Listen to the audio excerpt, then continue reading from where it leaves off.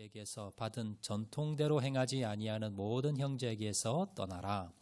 어떻게 우리를 본받아야 할지를 너희가 스스로 아나니 우리가 너희 가운데에서 무질서하게 행하지 아니하며 누구에게서든지 음식을 값없이 먹지 않고 오직 수고하고 애써 주야로 일함은 너희 아무에게도 폐를 끼치지 아니하려 함이니 우리에게 권리가 없는 우리를 본받게 하려 함이니라. 우리가 너희와 함께 있을 때에도 너희에게 명하기를 누구든지 일하기 싫어하거든 먹지도 말게 하라 하였더니 현즉 너희 가운데 게으르게 행하여 도무지 일하지 아니하고 이를 만들기만 하는 자들이 있다니 이런 자들에게 우리가 명하고 또 주 예수 그리스도 안에서 권하기를 조용히 일하여 자기 양식을 먹으라 하노라. 형제들아 너희는 선을 행하다가 낙심하지 말라. 누가 이 편지에 한 우리 말을 순종하지 아니하거든 그 사람을 지목하여 사귀지 말고 그로 하여금 부끄럽게 하라. 그러나 원수같이 생각하지 말고 형제같이 권면하라. 아멘. 옆에 분 한번 인사하실 때 잘 오셨습니다. 우리 은혜 많이 받읍시다. 옆에 분 한번 인사해 주시기 바랍니다. 감사합니다. 우리가 주일 계속해서 데살로니가 교회에 대해서 우리가 살펴보고 있는데요.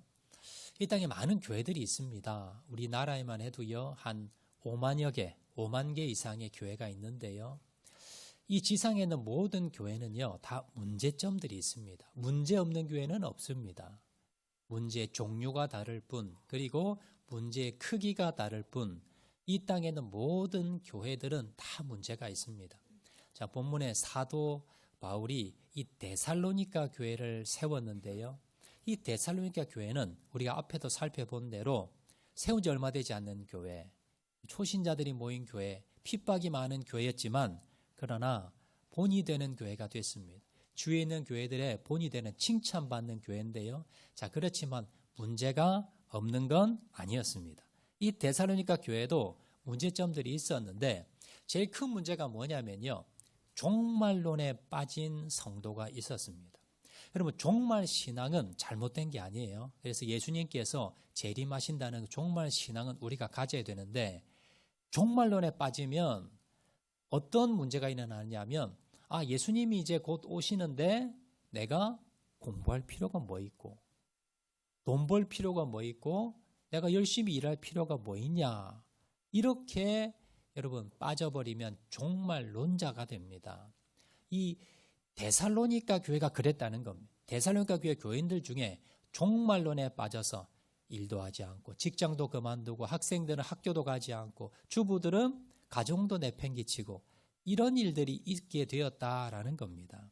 자, 그래서 사도 바울이 이 데살로니가 교인들을 향해서 마지막 3장에요. 몇 가지 문제점에 대해서 권면을 하고 있는데 이번 시간과 다음 시간에 걸쳐서 두 번에 걸쳐서 살펴보겠는데 오늘 먼저 세 가지를 먼저 살펴보도록 하겠습니다. 우리가 하나님이 칭찬받는 그러한 신앙생활, 교회생활 되기 위해서 우리의 문제점들을 한번 돌아보기를 원하는데요. 이 데살로니가 교회의 문제점은 뭐였고 또 우리가 우리를 돌아보면서 우리가 권면받아야 될 내용은 무엇인가 한번 세 가지로 한번 살펴보겠는데 첫 번째 권면입니다. 사도 바울이 이 데살로니가 교회를 향해서 첫 번째 한 권면은 신앙생활에 게으르지 말아라 라고 권면하는데요. 우리 한번 보시고 다 같이 한번 크게 읽어볼까요? 시작. 신앙생활에 게으르지 말아야 합니다. 오늘 본문 6절 말씀인데요. 6절 말씀 다 같이 읽겠습니다. 시작. 형제들아 우리 주 예수 그리스도의 이름으로 너희를 명하노니 게으르게 행하고 우리에게서 받은 전통대로 행하지 아니하는 모든 형제에게서 떠나라. 자, 사도 바울이 지금 데살로니가 교회 성도를 향해서 첫 번째 권면이 뭐냐면 게으르지 마라라는 겁니다. 부지런하라라는 겁니다. 앞에 살펴본 대로요. 이 데살로니가 교회의 문제점 중에 하나가 뭐냐면 종말론에 빠진 사람들이 있었습니다. 그래서 며칠 있으면 예수님 재림하는데 내가 굳이 돈 벌면 뭐하고 내가 직장 열심히 다니면 뭐하고 내가 집 사기 위해서 내가 집안 청소할 필요도 없고 학생들은 공부할 필요도 없지 않는가라고 하면서 직장도 그만두고 일도 그만두고 이런 사람들이 생겨나게 되었더라라는 겁니다. 사도 바울은요, 자, 이런 사람들 향해서 이렇게 책망합니다. 10절 말씀, 오늘 보면 10절 말씀 다 같이 한번 봉독하겠습니다. 시작. 우리가 너희와 함께 있을 때에도 너희에게 명하기를 누구든지 일하기 싫어하거든 먹지도 말게 하라 하였더니, 지금 교회 안의 성도들 중에 직장을 그만두고요, 교회 재정으로 또 이분들 생활도 하고 또 교회에서 많은 봉사들이 이분들을 또 섬기고, 그렇게 해서 필요 없는 일에 교회 재정이나 일들이 소요되는 그런 일들이 있게 되었다는, 다른 성도들에게 피해를 입히는 그런 성도들이 생겨났다는 겁니다. 자, 그래서 사도 바울이 지금 이런 성도를 향해서 너 게으르지 말아라, 너 열심히 일해라 라고 권면하는 거예요. 자, 우리나라 조선시대 때 노동에 대해서요 아주 부정적이었습니다. 그래서 조선시대 때 양반들은 뭐 했어요? 집에서 글 공부만 하지요. 일하지 않습니다. 양반들은요 집에 앉아서 그냥 글 공부만 합니다. 그리고 일은 누가 합니까? 하인들에게 시키지요. 그리고 노동에 대해서 아주 천시역이었습니다. 자, 그런데 이런 문화가 헬라 지방, 그 당시 이 데살로니가 지방에 보통 헬라 문화가 보통 그 당시 있었는데요. 자, 그 당시에도 그런 문화가 있었어요. 헬라가 이 학문이 아주 발달된 그런 문화입니다. 그래서 학문을 중요시 여기고요, 노동에 대해서 천여겼습니다. 그래서 이 데살로니가 지역에도 하나님의 말씀을 믿는 그리스도인들 가운데서도 종말론이 들어오자, 이 종말 신앙을 가르치자 이들이 그래, 일하는 건 원래 좀 천한 거야, 부정한 거야 라고 생각하면서 일하지 않는 문화가 생겨나게 되었더라라는 겁니다. 여러분, 이 열심히 일하는 건요 나쁜 게 아닙니다. 종말이 되었든 그리고 어떤 사회든지 간에 성경은요 이 노동에 대해서, 일하는 것에 대해서 부정적이지 않습니다. 그리고 특별히 하나님께서 먼저 일의 모범을 보이셨어요. 자, 요한복음 5장에 보면요, 예수님께서 베데스다 연못가에서 38년 된 병자를 고치게 되는데요. 자, 그날이 마침 안식일이었습니다. 안식일에 예수님께서 이 베데스다에 38년 된 병자를 고치게 되는데요. 자, 그러자 사람들이 예수님에 대해서 이제 핍박을 합니다. 안식일에 병자를 고쳤다는 거예요. 안식일에는 율법에 의하면요 전혀 일을 하면 안 됩니다. 의료행위도 하면 안 됩니다. 그런데 예수님께서 안식일에 많은 사람들을 고치게 되는데요, 이것을 가지고 예수님을 공격하게 되는데, 자, 그때 예수님께서 그들에게 뭐라고 말씀하셨냐면, 자, 요한복음 5장 17절 말씀인데요. 자, 다 같이 읽겠습니다. 시작. 예수께서 그들에게 이르시되 내 아버지께서 이제까지 일하시니 나도 일한다 하시매. 예수님이, 사람들이 지금 서기관과 바리새인들이 예수님에게 왜 안식일에 병자를 고치느냐라고 이제 공격을 한 겁니다. 자, 그러자 예수님의 답변이 뭐냐면, 내 아버지께서 이제까지 일하시니. 이 아버지가 누구세요? 하나님 아버지세요. 그러니까 지금 이 서기관 바리새인들은 하나님께 받은 율법을 가지고 예수님을 책망한 겁니다. 왜 주일날, 왜 안식일에 일을 하냐? 자, 그랬더니 지금 예수님께서 뭐라 말씀하시냐면, 내 아버지 하나님께서 이제까지 일하신다는 거예요. 어떤 일을 하셨을까요? 생명을 살리는 일, 영혼을 살리는 일. 이 일은 뭡니까? 안식일에도 하나님께서 일을 하고 계신다는 거예요. 그러면서 예수님께서 그래서 나도 일한다. 여기서 우리가 알 수 있는 것은요, 하나님은 어떤 분이시다? 일하는 분이시라는 거예요.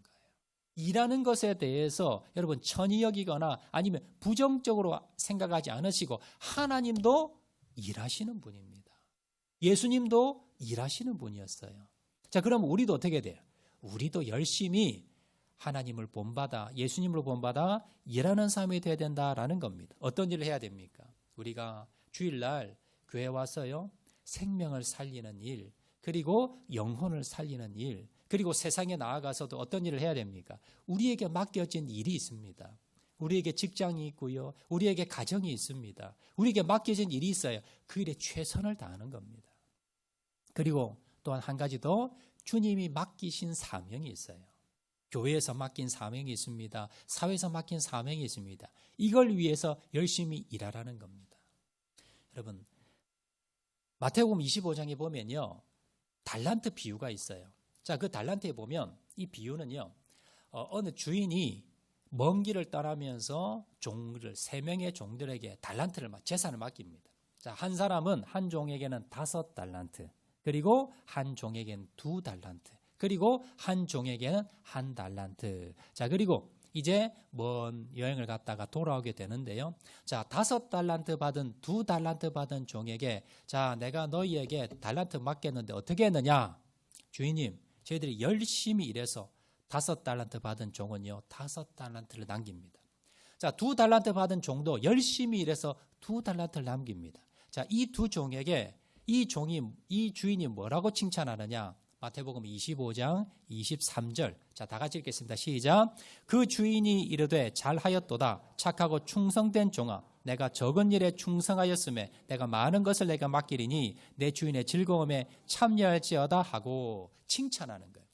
내가 5달란트, 2달란트 남겼는데 너희들은 뭡니까? 맡겼는데 5달란트, 2달란트 남겼다는 거예요. 자, 그러면 이제 마지막 1달란트 받은 종이 있는데요. 이 1달란트 받은 종은 땅에다가 묻어둡니다. 그리고는 주인이 오니까요, 그대로 내가 이거 땅에 묻어두었다가 내가 지금 가져왔습니다 라고 주인에게 드리자. 주인이 뭐라고 책망하느냐? 자, 마태복음 25장 26절 30절 두 절 말씀입니다. 다 같이 읽겠습니다. 시작. 그 주인이 대답하여 이르되 악하고 게으른 종아, 이 무익한 종을 바깥 어두운 데로 내쫓으라. 거기서 슬피 울며 이를 갈리라 하니라. 여러분, 지금 1달란트를 받았는데 그걸 땅에 그냥 묻어둔 거예요. 자, 그러자 하나님이 이 주인이 뭐라 그러느냐? 악하고 게으른 종아. 그리고 이 무익한 종, 쓸데없는 종을 바깥 어두운 데로 쫓아내라. 거기서 슬피 울며 이를 갈리라 하니라. 이 비유는요, 오늘날 저거 여러분에게 주시는 비유입니다. 이 비유의 핵심은 뭐냐면요, 모든 사람들에게 달란트를 다 주었다는 거예요. 근데 그 달란트의 개수는 같아요, 달라요? 달라요. 어떤 사람은요, 돈이 많은 사람이 있습니다. 어떤 사람은요, 건강이 좋은 사람이 있고요, 건강이 안 좋은 사람도 있어요. 어떤 사람은 재주가 많은 사람도 있는데 어떤 사람은 재주가 없는 사람도 있습니다. 자, 그렇지만 문제는 뭐냐면 이 달란트를 받지 않는 종은 없다는 거예요. 우리 모두가, 어떤 사람들은 더 재주가 많고 더 일을 많이 할 수 있는 달란트 많은 분들도 계십니다. 그런데 반해서 좀 적게 받은 분들도 계세요. 그런데 문제는 뭐냐면 모두 다가 뭐예요? 내가 받은 달란트대로 남겨야 되는 거예요. 열심히 이 땅에 있으면서 주님 오실 때까지 하나님이 우리에게 달란트를 주셨는데요, 모두 다 뭐예요? 그 달란트를 남겨야 되는 거예요. 열심히 일하라는 겁니다. 여러분, 우리가 가정에서 또 직장에서 사회에서 우리가 맡은 바 직분이 있습니다. 직책이 있습니다. 이걸 위해서 어떻게 하셔야 돼요? 열심히 일해서 남겨야 돼요. 교회도 마찬가지입니다. 교회도 그냥 여러분 예배만 드리고 가는 분들 계시고요. 또 그냥 구경꾼같처럼 그렇게 왔다 갔다만 하신 분들이 계세요. 여러분, 하나님께서 나중에 주님 재림하시는 날, 주님 앞에 서는 날 분명히 뭡니까? 결산할 때가 있습니다. 주님이 우리에게 분명히 달란트를 주셨는데 그걸 땅에 묻어두고 교회에서 아무것도 하지 않는다면 이 주님의 책망을 분명히 받을 거라는 거예요. 그래서 여러분, 교회에서도 어떻게 하셔야 돼요? 받은 달란트를 열심히 남기셔야 됩니다. 여러분, 교회에서 또 가정에서 또 직장에서 사회에서 내가 받은 달란트를 열심히 남기기 위해서 최선을 다하라라는 말씀입니다. 여러분, 교회에서 여러분 받은 직책이 있을 겁니다. 직분이 있을 겁니다. 뭐 장로님, 권사님, 안수집사님, 또 여러분 순장님, 또 각 기관의 회장님들이 있으실 거고요. 또 교사든, 또 청소, 식당 봉사, 찬양대, 성가대, 뭐 안내, 운전으로 여러분 교회에서 각자 받은 자기의 직책 또 직분이 있을 거예요. 이것을 여러분들이 최선을 다해서 열심히 하셔야 됩니다. 교회에서든지 가정에서든지 여러분 직장에서든지 받은 달란트대로 여러분 충성을 다하셔서 착하고 충성된 종아, 적은 일에 충성하였으면 내가 많은 것으로 내게 맡기리니 주인의 즐거움에 참여할지어다. 여러분 칭찬받는 저와 여러분 되시기를 주의 이름으로 축원을 드립니다. 두 번째입니다. 데살로니가 교회를 향해서 우리 사도 바울이 두 번째 권면의 말씀을 하는데요. 자, 두 번째 신앙생활을 질서 있게 해야 된다라고 권면하는데 화면 보시고 우리 다 같이 한번 읽어볼까요? 그게 시작. 신앙생활을 질서 있게 해야 합니다. 자, 오늘 7절 말씀입니다. 자, 7절 말씀 다 같이 읽겠습니다. 시작. 어떻게 우리를 본받아야 할지를 너희가 스스로 아나니 우리가 너희 가운데에서 무질서하게 행하지 아니하며. 질서 있게 행하라는, 무질서하게 행하지 말아라. 신앙생활을 하는데 가장 중요한 덕목 중에 하나가 뭐냐면 질서 있게 해라라는 것. 여러분들 그 남자들이 군에 가면 제일 먼저 하는 게 제식 훈련이에요. 제식 훈련의 기본이 뭐냐? 줄 서는 겁니다. 여학생들도 학교 가면 체육 시간 아마 기억나실 겁니다. 체육 시간에 아무데나 줄 서지 않아요. 여러분 줄 서는 그 룰이 있는데요. 뭐냐면 가장 먼저 기준을 잡습니다. 기준. 한 학생에게 먼저 뭡니까? 선생님이 자, 너 기준해. 자, 손 들고 기준 하거든요. 자, 그러면 예를 들어 사열 종대로 서라. 그러면요. 그 기준을 중심으로 해서 앞에 4명이 섭니다. 그리고는 그 앞에 4명을 중심으로 해서 뒤에 줄을 쫙 서는 거예요. 자, 그렇게 서면 질서가 뭡니까? 질서 있다라고 이야기하는 거예요. 이게 질서입니다. 여러분, 그럼 교회 안에서 질서는 뭐가 질서일까요? 여러분 이렇게 앉을 때 줄을 쫙 맞춰 앉으면 그게 질서일까요? 영적으로 질서는 뭘 의미하느냐 하면 기준이 있어야 돼. 기준. 그러면 교회 안의 기준은 뭐가 기준일까요? 하나님의 말씀이 기준입니다. 이 기준을 가지고 여러분들이 섬기셔야 돼요. 여러분들 이 기준을 가지고 봉사하셔야 돼요. 교회에서 문제가 나는 것 중에 하나가 뭐냐면, 자, 열심히 봉사하시는 분들 중에 어떤 분들이 있냐면 세상에 있을 때 정말 똑똑하다고 잘났다고 일 잘한다고 칭찬받는 분들이 계세요. 자, 교회 와서 봉사하면서 어떻게 봉사하느냐? 자기 방법대로, 내 생각대로, 내가 예전에 했던 방법대로, 내가 예전에 했던 생각대로. 자, 그렇게 열심히 하는 분들 계세요. 처음에는요 좀 성과가 납니다. 그런데 시간이 지날수록 문제가 일어나요. 그리고 나중에 뭡니까? 어려움에 빠지게 되더라는 겁니다. 여러분, 신앙생활에는요, 교회 생활은 여러분 먼저 기준이 있어야 돼요. 자, 마태복음 6장 33절에 보면 기도의 원리에 대해서 나오는데, 자, 다 같이 한번 읽어볼까요? 시작. 그런즉 너희는 먼저 그의 나라와 그의 의를 구하라. 그리하면 이 모든 것을 너희에게 더하시리라. 자, 기도를 예를 드는데요. 자, 기도를 하면서 뭐가 있어요? 기준이 있어요. 원리가 있어요. 우선순위가 있어요. 그건 뭡니까? 먼저 뭡니까? 뭘 먼저 기도해야 돼요? 그의 나라와 그의 의를 먼저 구하는 거예요. 그리고 난 뒤에 뭘 구합니까? 그리고 내 기도를 하면, 그러면 뭡니까? 이 모든 것을 너희에게 더하시리라. 이게 여러분 기도의 원리입니다. 이게 기준이에요. 여러분들이 교회 일을 하면서 내 마음대로 내 기준대로 하는 것이 아니라 하나님의 말씀의 기준, 하나님의 말씀의 원리를 가지고 기도하시고, 그리고 하나님 나라 원리를 가지고 여러분들이 봉사하셔야 열매가 맺고요, 하나님께 칭찬을 받는 겁니다. 내 마음대로 내 뜻대로 하는 것이, 내 방법대로 하는 것이, 그것이 바로 올바른 길이 아니다라는 거예요. 몇 주 전에 참 부산 교계에 참 큰 충격적인 일이 있었습니다. 부산의 제일 큰 교회, 세 손가락 안에 드는 화명동에 큰 교회가 있어요. 주일 출석이 5,000명이 넘는 교회입니다. TV에 많이 나오시는 그 목사님이, 담임 목사님이 사임을 하셨어요. 사임 이유가, 왜 사임을 했느냐? 부교육자들에게 상습적으로 욕설을 계속 하다가 이게 나중에 문제가 되어가지고요. 그래서 공분이 되었고 뉴스에도 나오고 유튜브에 뭐 엄청 많이 나옵니다. 그러다가 결국 목사님이 사임을 하게 됐습니다. 아마 TV에서 여러분 많이 보셨고 이름만 되면 다 아는 목사님입니다. 근데 왜 이런 일이 일어났느냐? 그 목사님에게 기자가 물었어요. 왜 그렇게 부교육자들에게 그렇게 험한 욕설을 그렇게 많이 했습니까? 했더니 교회를 부흥시키기 위해서. 교회를 부흥시키기 위해서 부교육자들에게 좀 열심히 해라고 한 것뿐이다 이거예요. 그 이유가 교회를 부흥하기 위해서 욕했다는 거예요.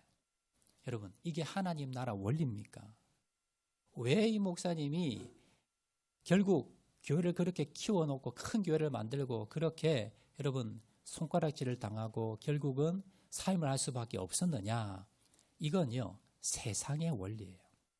세상에서 여러분 사장님이 종업원들이 어떻게 합니까? 갑질을 하잖아요. 그리고 여러분 대기업이 하청 기업에게 뭘 해요? 갑질하잖아요. 섬기지 않습니다. 이게 뭡니까? 세상의 원리고요. 세상에서 이렇게 해야 성공하고 돈 벌고 사람 끌어모읍니다. 근데 이걸 어떻게 했어요? 이 방법을 교회 가져왔다는 거예요. 교회를 하나님의 원리가 아니라 하나님의 질서에 따라 한 것이 아니라 자기 방법대로 자기 뜻대로 세상의 원리를 가지고 하다 보니까 결국 뭡니까? 이렇게 망신을 당하게 되었더라라는 겁니다. 여러분, 교회는요, 하나님의 방법대로 하나님의 질서대로 하나님의 말씀의 기준을 따라 여러분 섬기셔야 됩니다. 내 방법대로 내 뜻대로 이것이 효과적이다고 빨리 여러분 이게 효율적이라고 내 뜻대로 방법대로 세우다가는요 결국은 무너질 수밖에 없다는 겁니다. 또 한 가지 여러분 영적인 질서가 있어요. 교회 안에서는요 여러분 하나님께서 세우신 영적 사람들이 있습니다. 목회자, 목사가 있고요. 또 장로, 권사, 안수집사, 그리고 서리집사, 그리고 각 전도회 회장, 총무, 그리고 하나님께서 세우신 교사, 그리고 순장, 그리고 모든 뭡니까? 각 부서마다 하나님의 영적인 질서를 세우셨어요. 근데 우리가 볼 때, 아니 목사님이, 아니 장로님이, 아니 권사님이, 아니 회장님이 좀 부족해 보일 때도 있어요. 내가 볼 때 뭡니까? 내 눈에 차지 않을 때도 있습니다. 그렇다고 여러분들이 월권을 하시면 안 된다는 거예요. 이게 영적인 질서 가운데 여러분들이 내 눈에 좀 부족해 보여도 여러분 하나님께서 영적으로 세우신 그 질서 가운데 하나님이 기뻐하신다는 걸 여러분 기억을 하셔야 됩니다. 자, 고린도전서 14장 33절, 자 40절 말씀 다 같이 읽겠습니다. 시작. 하나님은 무질서의 하나님이 아니시요 모든 것을 품위 있게 하고 질서 있게 하라. 하나님은 어떤 하나님? 무질서의 하나님이 아니라는 겁니다. 우리 교회 안에서도요 영적인 질서가 있고 체계가 있습니다. 이 질서 여러분 따라주셔야 되고요. 그리고 여러분 모든 것을 어떻게 품위 있게 그리고 질서 있게 우리가 교회를 섬길 때 여러분 항상 뭘 생각하셔야 돼요? 교회 영적인 질서에 따라서 그리고 그 기준점은 무엇이다? 하나님의 말씀에 따라서 여러분 좀 더디다 하더라도 내 뜻과 다르다 하더라도 하나님의 말씀의 원리에 따라서 여러분 섬기시는 저와 여러분 되시기를 주의 이름으로 축원을 드립니다. 자, 이제 세 번째 권면의 말씀인데요. 다른 성도들에게 피해 주지 않도록 해야 합니다. 우리 화면 보시고 다 같이 한번 읽어볼까요? 시작. 다른 성도들에게 피해 주지 않도록 해야 합니다. 자, 성경에 보면 구약 성경에 보면요. 레위 지파가 있어요. 레위 지파. 레위 지파의 특징은 뭐냐면요. 기업이 없습니다. 자, 기업이란 다른 말로 직장이 없는 거예요. 자, 그러면 직장이 없고 기업이 없으면 뭐 먹고 살아요? 다른 11지파에서 11조를 드리고 헌물을 드리면 자, 그것을 가지고 생활비를 하는 지파가 바로 레위 지파입니다. 그리고 제사장들입니다. 자, 신약에 와서 사도들이 있는데요. 사도들이 이 레위 지파와 똑같습니다. 사도들은요 직장이 없었고요. 그리고 다른 이런 노동이나 일은 하지 않았습니다.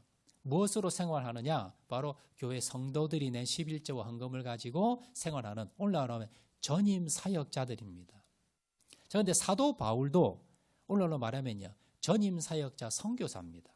그런데 오늘 본문에 보면 사도 바울은요 자신은 교회 헌금을 가지고 생활비로 쓰지 않았어요.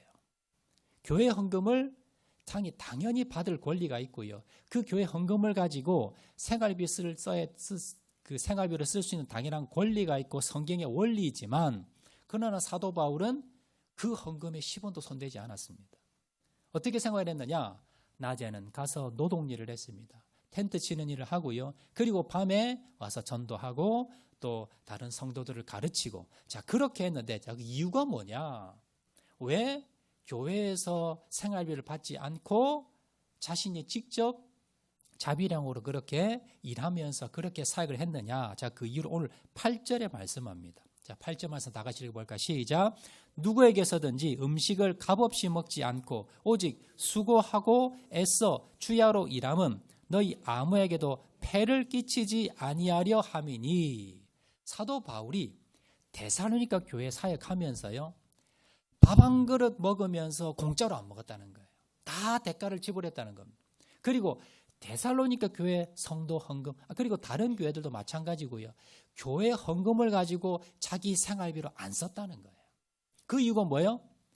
폐를 끼치지 아니하려 했기 때문에, 다른 말로 하면요, 성도들에게 피해를 주지 않았다는 거예요. 왜 그랬느냐? 이 예루살렘 교회는 좀 다르겠지만 사도 바울이 지금 이방 교회에 새로 개척을 했어요. 사도 바울이 개척한 교회가 다 초신자들입니다. 그리고 예수 믿은 지 얼마 되지 않는 분들이에요. 자, 이 새신자들, 초신자들이 사도 바울이 교회 돈을 가지고 생활비로 쓰고 또 그 돈을 가지고 밥을 사 먹고 그렇게 하면 그 새신자들 중에, 초신자들 중에 믿음이 없는 사람 중에 누구예요? 시험이 들까? 그분들 중에 상처를 받을까? 이해하지 못하는 사람이 혹시나 있을까? 이것 때문이에요. 사도 바울은 항상 내가 전도한 그 성도들, 교회 안의 성도들이 나의 말 한마디, 나의 행동 하나 때문에 혹시나 시험이 들거나 혹시나 상처를 받거나 혹시나 패락할까 싶어서, 패를 끼칠까 싶어서 일체 헌금에 10원도 손대지 않았다는 겁니다. 이 말은 다른 말로 해서 사도 바울은 성도들에게 폐를 끼치지 않도록 행동하고 생활하고 그렇게 말하고 했더라라는 겁니다. 여러분, 우리도 마찬가지입니다. 우리가 교회 생활하면서요, 우리가 나 혼자 교회 오는 게 아니에요. 나 혼자 신앙생활하는 거 아닙니다. 여기에 많은 자들이 같이 있는데 문제는 뭐냐면 다 믿음이 좋은 게 아니라는 거예요. 믿음이 연약한 사람도 있습니다. 그리고 많은 상처를 가진 사람도 있고요. 초신자들도 있어요. 그래서 우리가, 여러분들이 교회에서 내가 마땅히 당연히 할 수 있고 그리고 지금까지 해왔다 하더라도 그것이 초신자들에게, 믿음이 약한 사람들에게 시험거리게 된다면 이걸 뭐예요? 하지 말아야 되는 거예요. 여러분들이 말 한마디, 여러분들의 행동 하나가 옆에 있는 성도들에게 어떤 영향을 끼치느냐, 이걸 항상 생각하셔야 됩니다. 그래서 나의 말 한마디, 나의 행동 하나, 나의 행동까지 하나가 옆에 성도들에게 혹시나 시험거리가 되고 상처거리 되지 않는가, 이걸 항상 유념하시고 여러분 생각하셔야 된다는 겁니다. 여러분, 보통 세상에서는요, 세상과 교회가 차이점이 있어요. 세상에서는 텃세란 게 있어요. 모든 세상의 공동체는요, 먼저 들어온 사람이 나중에 들어온 사람에게 뭐예요? 텃세를 부려요. 그래서 뒤에 들어온 사람들은 먼저 들어온 사람의 눈치를 봅니다. 이게 세상에 여러분 어딜 가더라도 다 똑같아요. 그런데 교회는요, 반대입니다. 교회는요, 먼저 들어온 사람이 나중 들어온 사람 눈치 보셔야 돼요. 이게 성경의 원리입니다. 사도 바울이 그랬다는 거예요. 그리고 데살로니가 교인들에게 이걸 가르친 겁니다. 먼저 들어온 사람이 믿음이 더 좋잖아요. 그러면 믿음 좋은 사람이 믿음 연약한 사람 눈치 보는 겁니다. 믿음 좋은 사람이 먼저 양보하는 거예요. 믿음 좋은 사람이 먼저 사과하는 겁니다.